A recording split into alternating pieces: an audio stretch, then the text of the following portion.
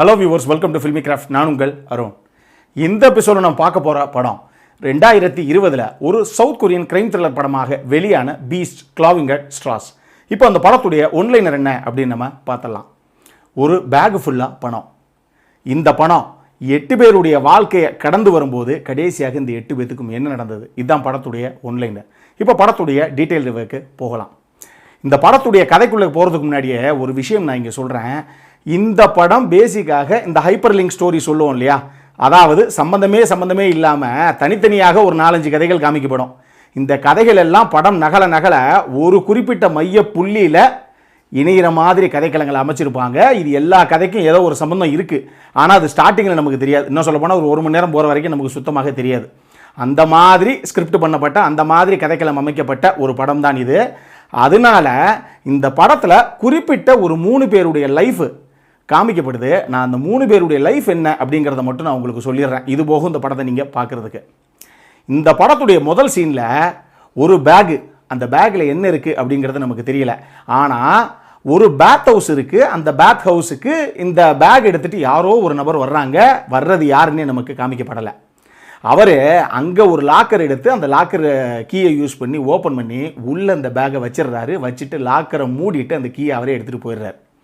இந்த சீனை அதோட கட் பண்ணிடுறாங்க. வந்தவங்க யார், அந்த பேக்குள்ளே என்ன இருக்குது, எதுவுமே நமக்கு காமிக்கப்படலை. அப்போ இப்போ 3 பேருடைய லைஃப்பை முக்கியமாக அந்த படத்தில் காட்டுறாங்க. அதில் முதல் நபர் யார் அப்படின்னு பார்த்தீங்கன்னா, அந்த கதையில் அப்படி நான் சொல்கிறேனே, அந்த கதையில் கதாநாயகன் வந்து போர்ட்டில் வேலை பார்க்குற ஒரு கஸ்டம்ஸ் ஆஃபீஸரு. அவருக்கு ஒரு லவர் ஒன்று இருக்குது.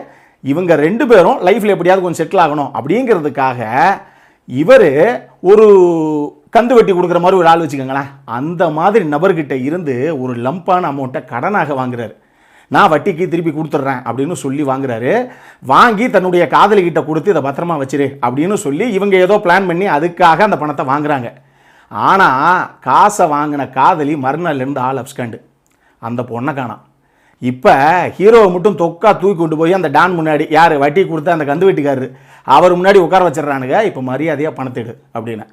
இப்போ ஹீரோவை பொறுத்தளவுக்கு, ஜி கொஞ்சம் அவசரப்படாதீங்க, நானே ஆள் எங்கன்னு தேடிக்கிட்டு இருக்கேன், ஒரு வாரம் டைம் கொடுங்க, எப்படி பணத்தோட கன் பாயிண்டில் வந்து நிற்கிறேன் அப்படின்னு மட்டும் நீங்கள் பாருங்கள் அப்படின்னு சொல்லிடுறாரு. அவர் கடைசியாக திருப்பி சொல்கிறாரு, இங்கே பார், இதுதான் கடைசி உனக்கு கொடுக்குற டைமு, 1 வாரத்துக்குள்ளே பணத்தோடு இங்கே இருக்கணும், வட்டியோட. அப்படி நீ இல்லை அப்படின்னா உன்னை எங்கே பிடிக்கிறனோ அந்த இடத்துல பீஸாக உன்னை போட்டுருவேன், ஞாபகம் வச்சுக்கோ அப்படின்னு சொல்லி ஒரு வான் பண்ணி ஹீரோவை அனுப்புகிறாரு அவர். இப்போ எப்படியாவது நம்ம காதலி கொண்டு போன அந்த பணம் திருப்பி நமக்கு கிடைச்சாகணும், இல்லாட்டினா இன்னும் 1 வாரத்தில் நம்ம உயிரோடே இருக்க மாட்டோம் அப்படிங்கிற இக்கட்டான சூழ்நிலை இந்த கதையில் இருக்க அந்த கதாநாயகனுக்கு. இது ஒரு கதையாக காமிக்கப்படுது. இன்னொரு கதை என்ன அப்படின்னு பார்த்தீங்கன்னா, ஒரு பாத் ஹவுஸ் ஒன்று காமிக்கிறாங்க. அதில் ஹவுஸ் கீப்பிங்கோட சொல்ல முடியாது, கிட்டத்தட்ட எல்லா வேலையும் விழுந்து பார்க்குற அந்த அளவுக்கு ரொம்ப ஒரு உண்மையான ஊழியர் அங்கே வேலை பார்க்குறவர் அந்த படத்துடைய அதான் அந்த கதையுடைய கதாநாயகன். அவருக்கு ஒரு அல்சைமர் டிசீஸ் இருக்கிற ஒரு அம்மா, அதாவது ஞாபக மறதி நோய் இருக்கக்கூடிய ஒரு அம்மா, ஒரு ஒய்ஃபு, அவருக்கு ஒரு குழந்தை, அதுக்கு ஃபீஸ் கட்ட முடியாமல் ரொம்ப கஷ்டப்பட்டு இருக்காரு. அவர் ஒய்ஃப் இன்னொரு இடத்துல வேலை பார்க்குறாங்க. இவருடைய சம்பளமும் ஒய்ஃபுடைய சம்பளமும் சேர்ந்து வந்தால் கூட அந்த குடும்பத்தை ரொம்ப சந்தோஷமாக இவங்களால் ஓட்ட முடியலை. அந்தளவுக்கு ஒரு பிரச்சனை இவங்களுக்கு. எப்படியாவது பணம் நமக்கு கிடைக்கணும், ஏதாவது பணம் கிடைச்சதுனா தான் அடுத்து நம்ம லைஃப் அடுத்த அளவுக்கு போக முடியும் அப்படிங்கிற நிலைமை இவருக்கு. 3வது ஒரு பொண்ணை காமிக்கிறாங்க. அந்த பொண்ணு ஏற்கனவே கல்யாணமான பொண்ணு. அந்த பொண்ணுடைய வீட்டுக்காரர் இருக்கார் இல்லையா, அந்த ஆளை பார்த்தீங்கன்னா எப்போ பார்த்தாலும் குடிச்சிட்டு வந்து ஆஃபீஸ் விட்டு வரும்போதே நைட்டு குடிச்சிட்டு தான் வர்றான். அந்த ஆள் வீட்டுக்கு வந்து ஒய்ஃபை போட்டு தாறுமாறாக போட்டு அடிக்கிறான். அந்தளவுக்கு ஒரு சித்திரவதை. இந்த பொண்ணை பொறுத்தளவுக்கு இவங்கிட்ட வாழ்கிறதுக்கு வாழாமே போயிடலாம் அப்படிங்கிற அளவுக்கு இந்த பொண்ணுக்கு கோபம். ஆனாலும் இந்த பொண்ணு, இவருக்கு ஒரே ஒரு விஷயம் தெரிய வருது. அது என்ன அப்படின்னா, தன்னுடைய கணவனுடைய பேரில் $5 லட்சம் அவன் இன்சூர் பண்ணி வச்சுருக்கான் அப்படிங்கிறது மட்டும் இவங்களுக்கு தெரியுது. யார்? அந்த குடிகாரன், சாரி மதுப்பிரியர், அவர் பண்ணி வச்சிருக்காரு அப்படிங்கிறது இந்த அம்மாவுக்கு தெரியுது.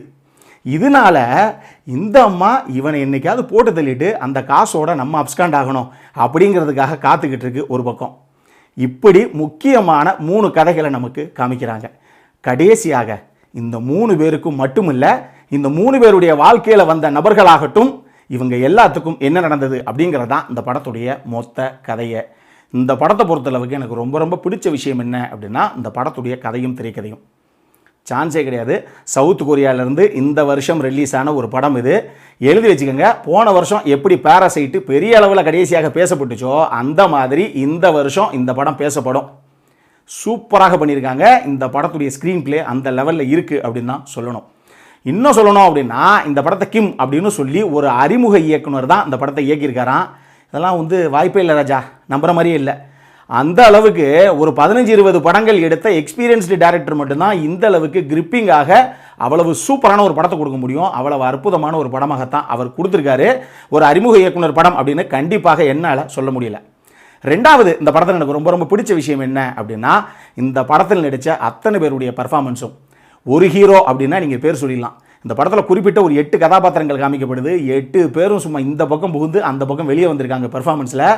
அவ்வளவு சூப்பராக, இன்னும் சொல்ல போனால் உண்மைக்கு நெருக்கமான ரொம்ப நேச்சுரலான ஒரு பெர்ஃபார்மன்ஸ் எல்லார்கிட்டையும் இருந்து. மூணாவது, இந்த படத்தில் எனக்கு ரொம்ப ரொம்ப பிடிச்ச விஷயம் என்ன அப்படின்னா இந்த படத்துடைய எடிட்டருடைய ஒர்க்கு.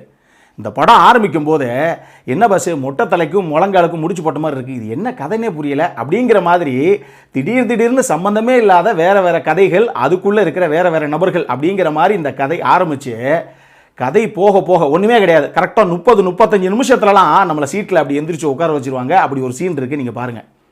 அதே மாதிரி கதைக்களம் நகல என்ன நடக்க போகுது, இப்போ இங்கே இருக்கவங்க இந்த கதாபாத்திரத்துக்கு என்ன நடக்கும் அப்படிங்கிற ஒரு பரபரப்பு நம்மளை தொத்திக்கிறது. அந்தளவுக்கு சூப்பராக பிரில்லியண்ட்டாக பண்ணியிருக்காங்க ஸ்க்ரீன் பிளே.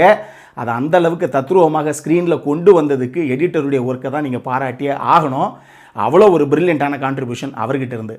இதெல்லாம் தாண்டி இந்த படம் 2011 ஒரு வெளியான ஒரு ஜாப்பனீஸ் நாவலை தழுவி தான் எடுக்கப்பட்டது அப்படின்னு இவங்க சொல்கிறாங்க.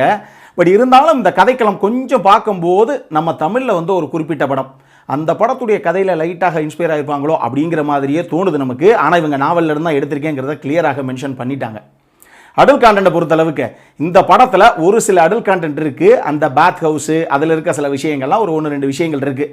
அதனால் அந்த படத்தை நீங்கள் ஃபேமிலியோடு பார்க்க முடியாது. ஆனால் மெச்சூர்ட் அடல்ட்ஸ் எல்லாரும் கண்டிப்பாக பார்த்து ரசிக்கக்கூடிய சூப்பரான ஒரு கிரைம் த்ரில்லர் படம் இது. இந்த படத்திற்கு ஃபில்மி கிராஃப்ட் கொடுக்கக்கூடிய ரேட்டிங் 8/10. இப்போ நம்மளுடைய அடுத்த செக்மெண்ட்டான இன்ட்ரெஸ்டிங் ஃபேக்ட்ஸ் அபவுட் த மூவிக்கு போகலாம்.